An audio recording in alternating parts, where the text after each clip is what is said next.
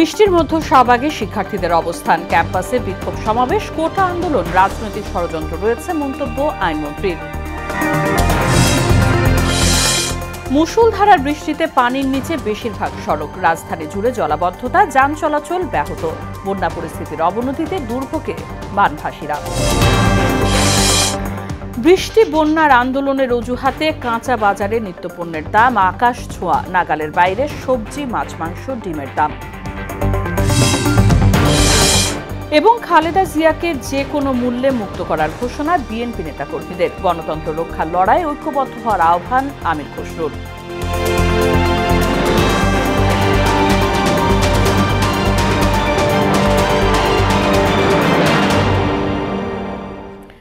আসসালামু আলাইকুম, সবাইকে স্বাগত। মোহনা সংবাদে শুনছিলেন শিরোনাম, পুরো সংবাদের সঙ্গে আছি রাশিদা সুলতানা রিঙ্কু। কোটা আন্দোলনের অংশ হিসেবে আজও ঢাকা বিশ্ববিদ্যালয় ক্যাম্পাসে অবস্থান নিয়েছে বৈষম্য বিরোধী ছাত্র আন্দোলন। যান চলাচল কমে গেছে আশপাশের 4 সড়কে, তবে শুক্রবার ছুটির দিন হওয়ায় মানুষের ভোগান্তির চিত্র তেমন দেখা যায়নি। এদিকে সারা দেশে বিশ্ববিদ্যালয় ক্যাম্পাসে বিক্ষোভ সমাবেশ ও মিছিল করেছে আন্দোলনরত শিক্ষার্থীরা। এ সময় দাবি আদায় না হওয়া পর্যন্ত কর্মসূচি অব্যাহত রাখার কথাও জানায় তারা।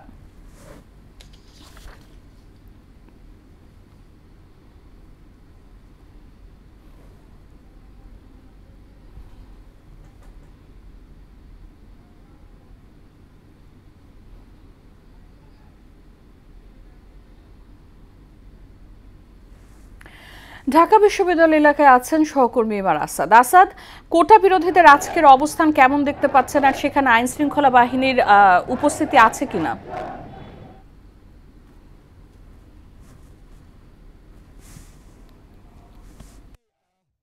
আমার পেছনে আপনি দেখতে পাচ্ছেন মিন্টু, যে মিছিলটি আসছে, সেই মিছিলটি কিন্তু ঢাকা কলেজের যে বৈষম্য বিরোধী ছাত্র আন্দোলনের যে শিক্ষার্থীরা রয়েছেন তারা এখানে আছেন এবং তারা শাহবাগের দিকে যাচ্ছেন।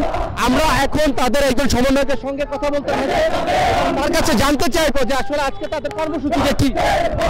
আমরা আজকে বিক্ষোভ মিছিল এবং সমাবেশ পালন করছি। আপনারা জানেন গতকালকে আমাদের শান্তিপূর্ণ মিছিলে প্রশাসন যেভাবে বাধা দিয়েছে, আমরা এটার বিরুদ্ধে তীব্র প্রতিবাদ জানাই।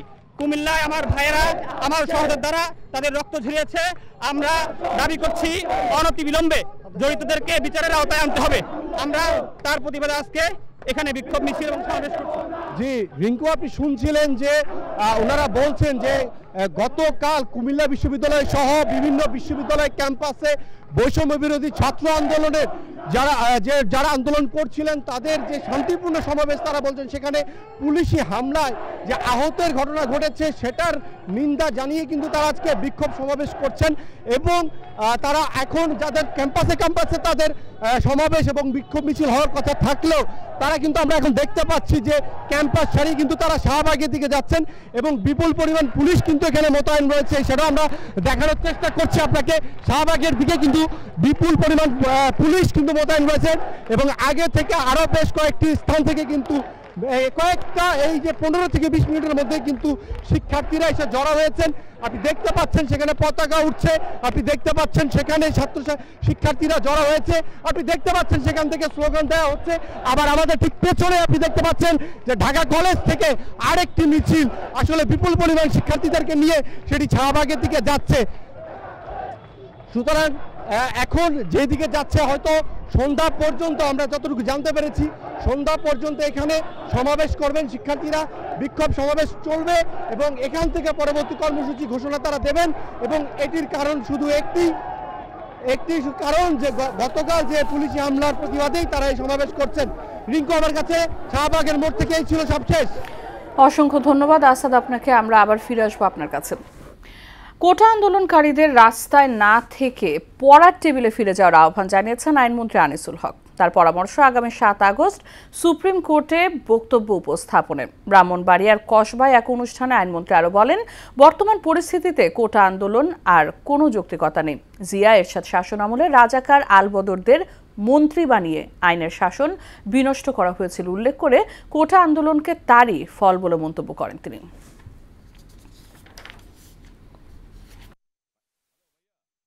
ভারী বৃষ্টিতে নাজেহাল রাজধানীবাসী। কয়েক ঘন্টা টানা বৃষ্টিতে ঢাকার বেশিরভাগ সড়ক এখনো পানির নিচে। মুগদা, পুরান ঢাকা, মিরপুরের কিছু এলাকায় হাঁটু পানি, এতে ব্যাহত হচ্ছে যান চলাচল। রাস্তাঘাট তলিয়ে যাওয়ায় চরম ভোগান্তিতে পড়েছেন নগরবাসী। আবহাওয়া অফিস জানিয়েছে সকাল ৬টা থেকে দুপুর ১২টা পর্যন্ত ৬ ঘন্টায় ঢাকায় বৃষ্টি হয়েছে ১৩০ মিলিমিটার। বিস্তারিত জানাচ্ছেন ওবায়দুল হক মারুফ। শুক্রবার মধ্যরাত থেকেই রাজধানীতে গুড়ি গুড়ি বৃষ্টি, ভোরে তা অঝোর ধারায় নামে। টানা ৩-৪ ঘন্টার বৃষ্টিতে রাজধানী জুড়ে সৃষ্টি হয় ভয়াবহ জলাবদ্ধতা। এতে রাজধানীর খিলগাঁও, মুগদা, মহাখালী, মিরপুর সহ বিভিন্ন স্থানে দেখা দেয় চরম দুর্ভোগ। ফুটপাত সহ রাজপথের বেশিরভাগ অংশ তলিয়ে যাওয়ায় ব্যাহত হয় যান চলাচল। ডুবে যাওয়া রাস্তায় চলাচল করতে গিয়ে বিকল হয়ে পড়ে যানবাহন, বন্ধ থাকে দোকানপাট। ছুটির দিনে প্রয়োজনে বের হওয়া মানুষেরা পড়েন সীমাহীন দুর্ভোগে। আমরা যাইতে পারতাছি না, দোকানদারি করতে পারতাছি না, ব্যবসা করতে পারতাছি না, চলাচল করতে সবারই একটা ভোগান্তির ভেতর আছি আর কি। নিম্নে 3 ঘন্টা পানি থাকবো, এই পানিটা বৃষ্টির পরও এর আগে নামবো না পানি। অবশ্যই ড্রেন আছে কিন্তু পানি তো যাচ্ছে, স্টক হয়ে গেছে পানি পুরো সব। মোটরের পানি থাকলে গাড়ি বন্ধ হয়ে যায়। এয়ার কলিয়েন্সে তলাই গেছে, তখন আর ইঞ্জিন স্টার্টিং থাকে না, বন্ধ হয়ে যায়। আবহাওয়া অফিস জানিয়েছে দেশের অধিকাংশ জায়গায় অস্থায়ীভাবে দমকা হাওয়া সহ হালকা থেকে মাঝারি ধরনের এই বৃষ্টি বা বজ্রসহ বৃষ্টি রোববার পর্যন্ত অব্যাহত থাকতে পারে। চলছে বর্ষাকাল, মাঝারি থেকে ভারী বৃষ্টি হলেই রাজধানীর বিভিন্ন সড়ক অলিগলি ডুবে যায় পানিতে, আর সেখান থেকে শুরু হয় জলাবদ্ধতা, আর তা থেকেই নানা রকম জনদুর্ভোগ। এই জনদুর্ভোগ থেকে দ্রুতই পরিত্রাণ পেতে চায় রাজধানীবাসী। ওবায়দুল হক মারুফ, মোহনা সংবাদ, ঢাকা। বৃষ্টির কারণে সারা দেশের বন্যা পরিস্থিতির কিছুটা অবনতি হয়েছে, এতে বেড়ে গেছে দুর্ভোগ, মানুষের ভোগান্তি। এদিকে সিরাজগঞ্জে এখনও বিপদসীমার উপর দিয়ে বইছে যমুনা নদীর পানি। তিস্তা নদীর পানি বাড়তে থাকায় লালমনিরহাটের নিচু এলাকাও তলিয়ে গেছে, এতে চরম ভোগান্তিতে পড়েছেন বানভাসীরা। আরও জানাচ্ছেন শারমিন স্বর্ণা। ভারী বর্ষণে পানি বৃদ্ধি পাওয়ায় জামালপুরের সার্বিক বন্যা পরিস্থিতির অবনতি হয়েছে। যমুনার পানি বিপদসীমার উপর দিয়ে প্রবাহিত হচ্ছে, তলিয়ে যাচ্ছে রাস্তাঘাট, শিক্ষা ও ব্যবসা প্রতিষ্ঠান, ফসলি জমি ও ঘরবাড়ি। বাড়ির মধ্যে পানি, ঘরের মধ্যে পানি, মনে করেন চহি নাই, আর কুন্ডা নাই। বন্যায় ঠিক আছে, আমরা বিপদে আছি, গরু বাছুর নিয়ে আনগা, খাওয়া দাওয়া নিয়ে মানে একবার হুমুত করে আলো আসে দেখেন আমরা খুব করুণ অবস্থা আছি। এদিকে সিরাজগঞ্জে যমুনা নদীর পানি বেড়েই চলেছে। সিরাজগঞ্জ সদর ও কাজীপুরে এখনও যমুনার পানি বিপদসীমার উপর দিয়ে প্রবাহিত হচ্ছে। বন্যা কবলিত মানুষের মধ্যে খাদ্য ও বিশুদ্ধ পানির তীব্র সংকট দেখা দিয়েছে। সুনামগঞ্জে সুরমা ও কুশিয়ারা নদীর পানি 3টি পয়েন্টে বিপদসীমার উপর দিয়ে প্রবাহিত হচ্ছে। তবে টানা বৃষ্টিপাতের কারণে সুরমা নদীর কানাইঘাট পয়েন্টে পানি বেড়েছে। এছাড়া অন্যান্য নদ নদীর পানি ধীর গতিতে কমছে। বৃষ্টি আর পাহাড়ি ঢলে তিস্তা নদীর পানি বাড়তে শুরু করেছে। ব্যারেজে সবকটি জলকপাট খুলে দিয়ে পানি নিয়ন্ত্রণ করছে পানি উন্নয়ন বোর্ড।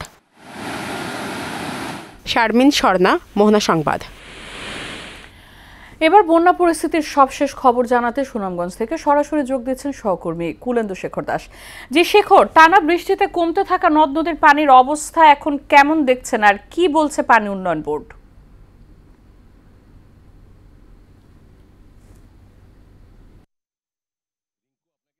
জানাচ্ছি, আপনি নিশ্চয়ই লক্ষ্য করে থাকবেন যে যদি বৃষ্টিপাত হয় তাহলে সুনামগঞ্জের সুরমা, কুশিয়ারা সহ সবকটি নদ নদীর পানি বৃদ্ধি পায়, ফলে জেলা শহর সহ বিভিন্ন নিচু এলাকায় কিন্তু আঘাত করার চেষ্টা করে। তো আমি দুপুর 1টার সংবাদে বলেছিলাম যে পানি উন্নয়ন বোর্ড আমাকে যেটা জানিয়েছিলেন যে গত 24 ঘন্টায় কিন্তু 155 মিলিমিটার বৃষ্টিপাত রেকর্ড করা হয়েছে, এবং ভারতের চেরাপুঞ্জিতে কিন্তু 160 মিলিমিটার বৃষ্টিপাত রেকর্ড করা হয়েছে।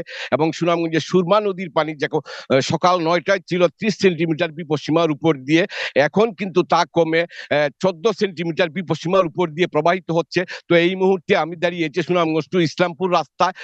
আমি আপনার মাধ্যমে একটু দর্শকদের দেখানোর চেষ্টা করছি যে আপনি নিশ্চয়ই জানেন যে যদিও পানি কমে এখন কিন্তু আবার বৈরী আবহাওয়া, বৃষ্টিপাত হচ্ছে, আবারও কিন্তু যে সংখ্যা, যে বন্যার একটি আশঙ্কা কিন্তু থেকে যায়।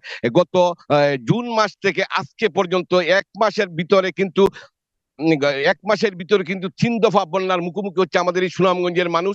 ইতিমধ্যে কিন্তু 51টি সরকারি প্রাথমিক বিদ্যালয় কিন্তু পানিতে নিমজ্জিত থাকার ফলে কিন্তু বন্ধ রয়েছে, ফলে ছাত্রছাত্রীরা কিন্তু পাঠদান থেকে বিরত রয়েছেন। তো পানি উন্নয়ন বোর্ডের যে আরো যে আভাসটা হচ্ছে যে আগামী 48 ঘন্টা বৃষ্টিপাত হতে পারে। তো বৃষ্টিপাত যদি হয় তাহলে হয়তো শহরের বিভিন্ন নিচু এলাকা কিন্তু প্লাবিত হতে পারে। ইতিমধ্যে আপনি জানেন যে সুনামগঞ্জের তাহিরপুর এবং বিশ্বম্বরপুরের যে 100 মিটার সড়কটি, সেই সড়কটিতে পানিতে নিমজ্জিত হওয়ার ফলে কিন্তু তাহিরপুর এবং বিশ্বম্বরপুরের সাথে সড়ক যোগাযোগ বিচ্ছিন্ন। তো রিঙ্কু, সার্বিক অবস্থাটা যদি বলি যে সুনামগঞ্জ কিন্তু যে তাদের ধারণা যে হেমন্তের মৌসুমে কিন্তু এই নদী এবং হাওরগুলোকে খনন করলেই পরেই কিন্তু সুনামগঞ্জের মানুষ হয়তো বন্যার কবল থেকে বাঁচতে পারবে। তো রিঙ্কু, এই ছিল এখন পর্যন্ত সুনামগঞ্জের বন্যা পরিস্থিতি নিয়ে আমার কাছে সর্বশেষ সংবাদ। রিঙ্কু, এদিকে বৃষ্টির প্রভাব পড়েছে রাজধানীর বাজারে। এক মাস আগেও যে পেঁয়াজ ছিল 60 থেকে 70 টাকা কেজি, সেই পেঁয়াজই এখন বিক্রি হচ্ছে 120 থেকে 130 টাকায়। একই অবস্থা ডিমের বাজারেও। আর পর্যাপ্ত যোগান থাকার পরেও বেড়েছে সব ধরনের সবজির দাম। মাছ মাংসের দাম যথারীতি আকাশ ছোঁয়া। আর এই সব কিছুর জন্য বৃষ্টি, বন্যা ও আন্দোলনকে দুষছেন বিক্রেতারা। বাজার পরিস্থিতি জানাচ্ছেন মনিরুল ইসলাম। মুষলধারে বৃষ্টি, তার উপর চলমান কোঠা সংস্কারের আন্দোলন, এমন অজুহাতে চড়া রাজধানীর কাঁচা বাজার। আর এতে সাধারণ মানুষের নাভিশ্বাস অবস্থা। মূল্যস্ফীতির বাজারে মাছ মাংসে হাত দেওয়ার জো নেই, তাই নিম্নবিত্তদের ঝোঁক ডিমের দিকেই। চিংড়ি মাছ না কিনতে পারার আক্ষেপও ছিল তাদের মুখে। চিংড়ি মাছ খাইতে চাইছিলাম, চিংড়ি মাছের সামনেই যেতে পারি না। মাছ আমরা কিনা খাওয়ার সমর্থন নাই। ইচা মাছ 1600 টাকা কেজি। এটা এখন পরিস্থিতির উপর শিকার সবকিছু। ব্যবসায়ীরা সরবরাহের ঘাটতির কথা বললেও বাজারে পণ্যের অভাব নেই। পর্যাপ্ত যোগানের পরও প্রতি কেজি করলা বিক্রি হচ্ছে 80 থেকে 120 টাকা দরে, অথচ গত সপ্তাহেও তা মিলত 60 থেকে 70 টাকায়। এছাড়া প্রতি কেজি বেগুন ও বরবটি বিক্রি হচ্ছে 80 থেকে 120 টাকায়, আর আলু বিক্রি হচ্ছে 60 টাকা দরে। আমদানি কম, দাম একটু বেশি, আবার মিনুলে বর্ষা, এইসবের দাম একটু বেশি। সপ্তাহ ব্যবধানে মুরগির দামও বেড়েছে কেজিতে 40 থেকে 60 টাকা। বেড়েছে সব ধরনের মাছের দামও। বৃষ্টির জন্য মাছ বেচা কিনা কম হইতে আছে। সব মাছের দামই কেজিতে 50-100 টাকা বেশি। চিংড়ি মাছ, এভরিথিং, কোরাল মাছ, বোয়াল মাছ, আইর মাছ, খালি একমাত্র চাষের মাছ তেলাপিয়া, রুই কাতলা, চাষের দাম কম। এক মাস আগে 60 থেকে 70 টাকা দরে বিক্রি হওয়া পেঁয়াজ কিনতে এখন গুনতে হচ্ছে 120 থেকে 130 টাকা। 110, 120 দাম বাড়ায় বেচা লাগে। তবে এখনো নিয়ন্ত্রণের বাইরে ডিমের বাজার। মুরগির ডিম প্রতি হালি বিক্রি হচ্ছে 50 টাকায়, আর হাঁসের হালি 70 টাকা। বিক্রেতারা বলছেন মাছ মাংসের দাম বাড়ায় ডিমের চাহিদা বেড়েছে। এই সময় মাছের দাম বেশি থাকে, তৈতরিকের দাম বেশি থাকে, সেই জন্য আপনি ডিমের উপর প্রভাবটা পড়ে আর কি। ডিমের দামটা একটু বেশি থাকে। যেমন আগের সপ্তাহে হচ্ছে 1220, 1240, এবার কেউ আসতেছি 1080, 1100, 1120। বৃষ্টি বাদল আর আন্দোলন কমলে বাজার স্বাভাবিক হওয়ার কথা জানান ব্যবসায়ীরা। মনিরুল ইসলাম, মোহনার সংবাদ, ঢাকা। জীবন উৎসর্গ করে হলেও খালেদা জিয়াকে মুক্ত করার ঘোষণা দিয়েছেন ঢাকা মহানগর বিএনপির নবনির্বাচিত কমিটির নেতারা। মোহনা টেলিভিশনকে দেয়া একান্ত সাক্ষাৎকারে ঢাকা মহানগর বিএনপির নেতারা জানান, দল তাদের উপর যে আস্থা ও বিশ্বাস নিয়ে দায়িত্ব দিয়েছে তা শতভাগ পালন করবেন তারা। আরও জানাচ্ছেন হুমায়ুন কবির। গেল 7 জুলাই ঢাকা মহানগর উত্তর ও দক্ষিণ বিএনপির কমিটি ঘোষণা করে বিএনপি যুবদলের সাবেক সভাপতি সাইফুল আলম নীরবকে আহ্বায়ক ও বিএনপির ক্রিয়া বিষয়ক সম্পাদক ফুটবলার আমিনুল হককে সদস্য সচিব করে ঢাকা মহানগর উত্তর বিএনপির 2 সদস্য বিশিষ্ট আংশিক কমিটি ঘোষণা করা হয়। একই সাথে রফিকুল আলম মজনুকে আহ্বায়ক ও তানবির আহমেদ রবিনকে সদস্য সচিব করে ঢাকা মহানগর দক্ষিণ বিএনপি কমিটি গঠন করা হয়। নতুন কমিটি বেগম খালেদা জিয়ার মুক্তির আন্দোলন নিয়ে কি ভাবছেন, এমন প্রশ্ন ছিল ঢাকা মহানগর বিএনপি নেতাদের কাছে। দেশনেত্রী বেগম খালেদা জিয়াকে এই আওয়ামী সরকার, ফ্যাসিস্ট সরকার, তারা মিথ্যা মামলায় দীর্ঘ 6 বছর ধরে কারান্তরীণ অবস্থায় রেখেছে। আমরা সেই আমাদের প্রিয় নেত্রী মুক্তির দাবি করছি। এই কমিটির প্রথম কাজই হবে দেশনেত্রী বেগম খালেদা জিয়াকে মুক্ত করা। আর তার জন্য যে কোনো ধরনের আন্দোলন, যেভাবে আন্দোলন করলে বেগম জিয়াকে মুক্ত করা সম্ভব, তার জন্য আমরা প্রস্তুতি নিচ্ছি। দ্রুত সময়ের মধ্যে মহানগর ও থানা কমিটি গঠন করে বেগম জিয়ার মুক্তি সহ জনগণের অধিকার আদায়ের আন্দোলন জোরদার করা হবে বলেও জানান তারা। দল এবং দেশ ও জাতির স্বার্থকে গুরুত্ব দিয়ে আমরা একেবারে মাঠ পর্যায়ের যারা গত আন্দোলনের ভূমিকা রেখে ত্যাগী এবং সৎ নেতা কর্মীদেরকে অন্তর্ভুক্ত করে আমরা ইনশাআল্লাহ দেশনেত্রী বেগম খালেদা জিয়ার মুক্তির আন্দোলনে ভূমিকা রাখি। যারা বিগত এবং চলমান আন্দোলনে মাঠে আছেন, মাঠে থাকবেন, আমরা চেষ্টা করব সেই ধরনের নেতৃত্বকেই আগামীতে বাছাই করে সঠিকভাবে তাদেরকে যাতে মূল্যায়ন করা হয়। তাদের উপর অর্পিত দায়িত্ব শতভাগ পূরণ করবে বলেও জানান তারা। দল আমাদের উপর যেই ইমানি দায়িত্ব দিয়েছেন, গুরুত্বপূর্ণ দায়িত্ব, এটা আমরা শতভাগ চেষ্টা করব সেটা পালন করার জন্য। হুমায়ুন কবির, মোহনা সংবাদ, ঢাকা। জলাবদ্ধতায় শুধু ঢাকা ডুবছে না, দুর্নীতি আর লুটপাট করে সরকার পুরো দেশকে ডুবিয়ে দিয়েছে বলে মন্তব্য করেছেন বিএনপির স্থায়ী কমিটির সদস্য আমির খসরু মাহমুদ চৌধুরী। জাতীয় প্রেস ক্লাবে গণতন্ত্র মঞ্চের আলোচনা সভায় তিনি আরো বলেন, সবকিছুতে দলীয়করণের ফলে মেধাবীরা দেশ পরিচালনার দায়িত্ব পাচ্ছে না। কোটা আন্দোলনের সমর্থন জানিয়ে গণতন্ত্র ও ভোটাধিকার প্রতিষ্ঠার লড়াইয়ের অংশ নেয়ার আহ্বান জানান এই বিএনপি নেতা। মসজিদ কমিটিতে অন্তর্ভুক্তির জন্য প্রতিযোগিতা কারোরই কাম্য নয় বলে মন্তব্য করেছেন ঢাকা ১৫ আসনের সংসদ সদস্য সাবেক শিল্প প্রতিমন্ত্রী আলহাজ কামাল আহমেদ মজুমদার। নিজ নির্বাচনী এলাকার মানুষের সঙ্গে জুমার নামাজ আদায় করতে এসে কথা বলেন তিনি। মসজিদের দান অনুদান প্রতি মাসে অডিট করে সাধারণ মুসল্লিদের মধ্যে তা নিয়মিত প্রকাশ করার তাগিদ দেন এই বীর মুক্তিযোদ্ধা। আরও জানাচ্ছেন রেজা খান। মিরপুরের উত্তর কাফরুল কেন্দ্রীয় জামে মসজিদ ও মাদ্রাসা কমপ্লেক্সে জুমার নামাজ আদায় করতে আসেন স্থানীয় সংসদ সদস্য আলহাজ কামাল আহমেদ মজুমদার।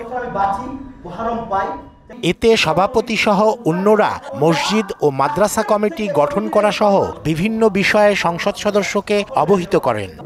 মিরপুরের সংসদ সদস্য যেখানে আজকে ৩-৪টি আসন হয়েছে। এ সময় মসজিদ কমিটিতে আসার জন্য দ্বন্দ্ব এবং এ নিয়ে প্রতিযোগিতা করার মানসিকতা পরিহার করার কথা বলেন আলহাজ কামাল আহমেদ মজুমদার। মসজিদ নিয়ে বিতর্কে জড়ানো উচিত না এবং মসজিদ কমিটি নিয়ে কেন হানাহানি মারামারি হবে? আল্লাহর ঘর, আমাদের মুসল্লি যারা আছেন সবার ঘর, সবাই আমরা এটা খেদমত করব এবং এই মসজিদ কমিটি নিয়ে কেন এত মারামারি হবে, কেন দ্বন্দ্ব হবে, সেটাই আমার প্রশ্ন। আর মসজিদ কমিটিতে আসার জন্য কেন এত প্রতিযোগিতা হবে? মসজিদের আয় ব্যয়ের হিসাবে স্বচ্ছতা বজায় রাখতে নিয়মিত অডিট করার পরামর্শ দেন বর্ষিয়ান এই রাজনীতিবিদ। আল্লাহর ঘরের যারা দান করেন, সাহায্য করেন, সহযোগিতা করেন, প্রতি মাসে, প্রতি 6 মাসে, প্রতি বছর তার অডিট রিপোর্ট প্রকাশ করে মুসল্লিদের কাছে দিতে হবে। মসজিদ মাদ্রাসার হিসাব স্বচ্ছ থাকতে হবে আমি মনে করি। এটার জন্য একজন হিসাব রক্ষকেরও প্রয়োজন রয়েছে, এখানে কিন্তু সেটি নেই। আলেম মাশায়েখদেরকে কোরআনের আলোকে বয়ান করার তাগিদ দেন ধর্মপ্রাণ এই সংসদ সদস্য। খতিবকে যদি আপনি কর্মচারী ভাবেন তাহলে আপনার নামাজও সহি হবে না, কারণ ইমাম বানি নেতা আমাদের আলেম ওলামা মাশায়েখরা দুঃখের সাথে বলতে হয় ওনারা কোরআনের আলোকে ওয়াজ করেন না, ওনারা করেন সেই হাদিসের উদ্ধৃতি দিয়ে। পরে মসজিদ ও মাদ্রাসার কমিটি গঠনে রাজনীতিবিদদের সমন্বয়ে একটি কমিটি গঠন করে দেন আলহাজ কামাল আহমেদ মজুমদার। এ সময় বক্তব্য দেন স্থানীয়রা। উনি এটাকে মাল্টি স্টোরি বিল্ডিং এবং মাদ্রাসাটাকেও বহুতল বিশিষ্ট ভবন করে যান। এই মসজিদ নিয়ে দীর্ঘ 40 বছর এই দ্বন্দ্ব চলতেছে। উপরে দাঁড় করাটা সবচেয়ে বেশি শ্রেষ্ঠ। পরে দেশ ও জাতির মঙ্গল কামনায় বিশেষ মোনাজাত করা হয়। রেজা খান, মোহনা সংবাদ, ঢাকা। দেশের বাইরের খবর। নেপালে ভারী বৃষ্টি ও সৃষ্ট বন্যা ভূমিধসে 2টি বাস নদীতে পড়ে 60 জনেরও বেশি যাত্রী নিখোঁজ রয়েছেন। 3 জনকে উদ্ধার করা হয়েছে বলে খবর জানিয়েছে আল জাজিরা। শুক্রবার সকালে রাজধানীর কাঠমান্ডুর 120 কিলোমিটার পশ্চিমে সীমালতারের কাছে নারায়ণঘাট মুগলিং মহাসড়ক থেকে অন্তত 65 জন নিয়ে বাস দুটি নদীতে গিয়ে পড়ে। তবে টানা বৃষ্টি উদ্ধার অভিযানকে দুরূহ করে তুলছে। বিভিন্ন স্থানে ভূমিধসে সড়ক বন্ধ হয়ে আছে বলে জানান ভূষাল। সামাজিক যোগাযোগ মাধ্যমে এক পোস্টে প্রধানমন্ত্রী পুষ্পকমল দাহাল এই ঘটনায় শোক জানিয়েছেন এবং সরকারি সংস্থাগুলোকে কার্যকর অনুসন্ধান ও উদ্ধার অভিযান চালানোর নির্দেশ দিয়েছেন। অবরুদ্ধ গাজা ভূখণ্ডে ইসরায়েলি হামলার পর ধ্বংসস্তূপের নিচ থেকে পাওয়া গেছে 60টিরও বেশি মরদেহ। এই নিয়ে উপত্যকাটিতে নিহতের সংখ্যা দাঁড়ালো ৩৮,৩০০-তে। গত বছরের অক্টোবর থেকে চলা এই হামলায় আহত হয়েছে আরও ৮৮,০০০-এরও বেশি ফিলিস্তিনি। বৃহস্পতিবার এক প্রতিবেদনে এই তথ্য জানিয়েছে বার্তা সংস্থা আনাদোলু। জাতিসংঘের হিসেবে ইসরায়েলের লাগাতার আগ্রাসনে গাজায় প্রায় ৮৫% ফিলিস্তিনি বাস্তুচ্যুত হয়েছেন। খেলার খবর, ক্রিকেট।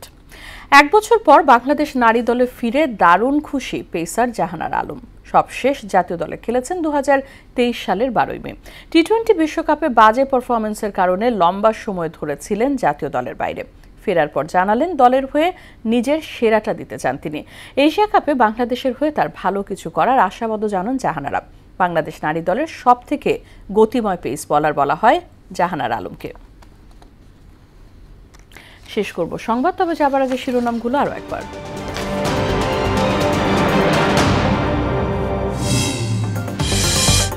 বৃষ্টির মধ্যে শাহবাগের শিক্ষার্থীদের অবস্থান, ক্যাম্পাসে বিক্ষোভ সমাবেশ, কোটা আন্দোলনে রাজনৈতিক ষড়যন্ত্র রয়েছে মন্তব্য আইনমন্ত্রীর। মুষলধারার বৃষ্টিতে পানির নিচে বেশিরভাগ সড়ক, রাজধানী জুড়ে জলাবদ্ধতা, যান চলাচল ব্যাহত, বন্যা পরিস্থিতির অবনতিতে দুর্ভোগে বানভাসীরা। বৃষ্টি বন্যার আন্দোলনের অজুহাতে কাঁচা বাজারে নিত্যপণ্যের দাম আকাশ ছোঁয়া, নাগালের বাইরে সবজি, মাছ, মাংস, ডিমের দাম। এবং খালেদা জিয়াকে যে কোনো মূল্যে মুক্ত করার ঘোষণা বিএনপির নেতাকর্মীদের। গণতন্ত্র রক্ষার লড়াইয়ে সবাইকে ঐক্যবদ্ধ হওয়ার আহ্বান আমির খসরুর। এই ছিল মোহনা সংবাদে। পরবর্তী সংবাদ রাত 9টায়। এর আগে মোহনার এক নজরে দেখতে চোখ রাখুন সন্ধ্যা 7টায় মোহনার পর্দায়। তাছাড়া মোহনার সব শেষ খবর জানতে ভিজিট করুন www.mohana.tv। সংবাদ দেখতে পারেন ফেসবুক ও ইউটিউবেও। সঙ্গে থাকার জন্য ধন্যবাদ সবাইকে।